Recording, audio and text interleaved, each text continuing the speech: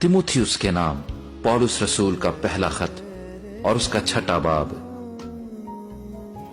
लेकिन जो दौलतमंद होना चाहते हैं वो ऐसी आजमाइश और फंदे और बहुत सी बेहुदा और नुकसान पहुंचाने वाली ख्वाहिशों में फंसते हैं जो आदमियों को तबाही और हलाकत के दरिया में गर्क कर देती हैं।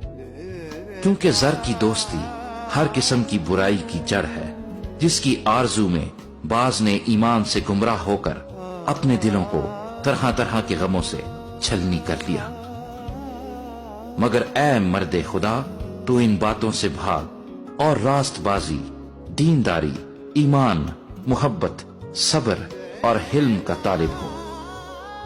ईमान की अच्छी कुश्ती लड़, उस हमेशा की जिंदगी पर कब्जा कर ले जिसके लिए तू बुलाया गया था और बहुत से गवाहों के सामने अच्छा इकरार किया था।